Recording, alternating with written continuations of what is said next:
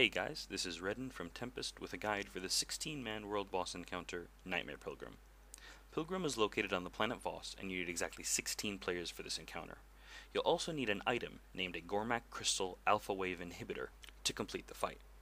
These inhibitors can be crafted through Artifice and Arms Tech, or they can be purchased if you have 30 spare daily comms from any of the mission support vendors in any of the 3 daily quest hubs. They can also be purchased directly from the GTN, and using these inhibitors grants the player with a 4-hour-long buff which persists through death. Only players with this buff will be immune to the Pilgrim's special one-shot kill attack, so everyone in the raid needs to have one. For this encounter, you'll need 3 tanks, 4 to 5 healers, and a balanced mix of ranged and melee DPS. From a mechanics perspective, the fight is not very difficult. The encounter is started by clicking the Summoning Stone.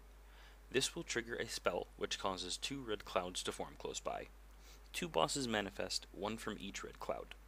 To the right, an NPC named the Thing from the Stars spawns. It looks sort of like a big dog or a wolf. On the left side, the Nightmare Pilgrim himself manifests, and he's just a regular looking humanoid.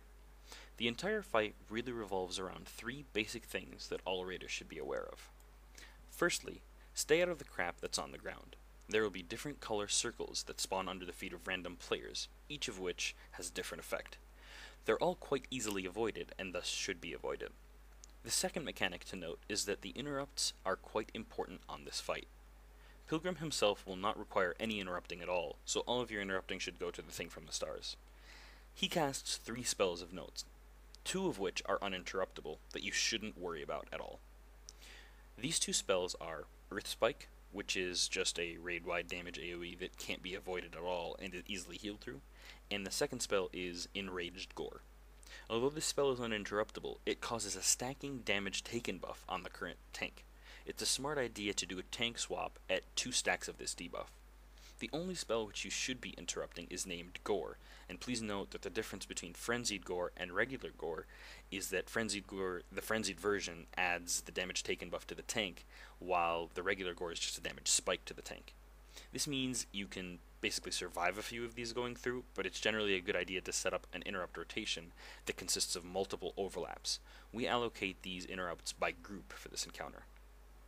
The final thing to be aware of is a 2-fold mechanic. About a minute and 10 seconds into the fight, and then at regular intervals throughout the fight, the Pilgrim will knock back his current tank, place a shield on himself, and begin to reload his gun with a cast bar. While he's doing this, he'll place a debuff on a select number of players over the course of the spell. This debuff is named Bloodmark and is indicated by a bleeding skull debuff on your character portrait, as well as a pillar of white light on top of the afflicted player. As soon as the tank gets knocked back and this shield phase begins, it's absolutely critical to call for a DPS stop, because if anyone touches the shield on the Pilgrim, the damage is reflected to the player, and if anyone with the Bloodmark debuff hits the Thing from the Stars, they will be one-shot. This is why we wait for the Pilgrim to finish his cast, and then ask everyone inflicted with the debuff to attack Pilgrim, while the rest of the raid remains on the Thing from the Stars. Note that the interrupts should still be cast during the DPS stop. Something to note is that if one of the tanks that is tanking the Thing from the Stars gets the Bloodmark debuff, they will need to swap positioning with the tank that is currently tanking the Pilgrim. Our strategy for this encounter is to burn the dog down as fast as possible and tank the Pilgrim's linked-in rage, which he gains when the dog falls over, by using tank cooldowns and a tank rotation if necessary.